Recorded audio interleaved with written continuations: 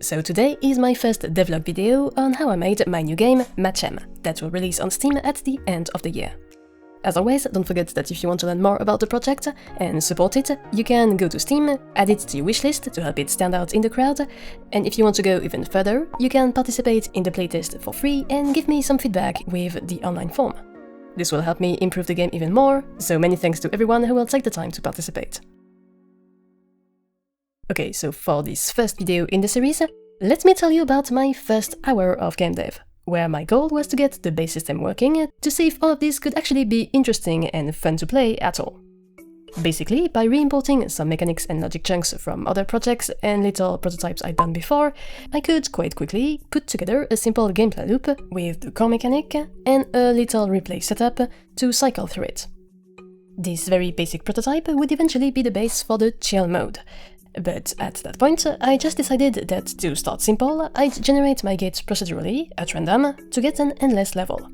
Of course, this was just a shortcut at first, and I knew that it wouldn't be enough to make a real game, and in particular my main runner mode, but at that point it already allowed me to test out my player's shape-shifting and recoloring mechanics, and to check if the current state of the player was matching the symbol on the gate or not, and thus keep the game going, or trigger a game over. To wrap up this first hour of prototyping, I added a basic scrolling background with some blur to make the environment a bit more interesting, and I gave my objects various animations and simple VFX just to have a slightly better game feel. So yeah, that's all I had after the first 60 minutes of work, but it was already pretty cool, because it showed me that this idea could develop in a lot of ways, and that it could teach me a lot about Godot and game dev making in general.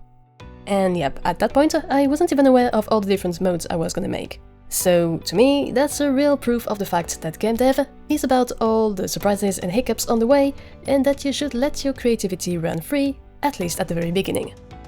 Of course, once I validated that this was somewhat fun to play, I realized that this was way too easy to play at that point. So the next hour was devoted to adding some visual appeal, but also some extra elements in the games, as we'll see in the next video. But in the meantime, what do you think? Do you like this game concept? Do you have any suggestions for features that I could add in the game to improve it further? Feel free to share your ideas in the comments or in the feedback form online, and of course add the game to your wishlist if you're interested and you want to support my work. Of course, as always, thanks a lot for watching, and take care.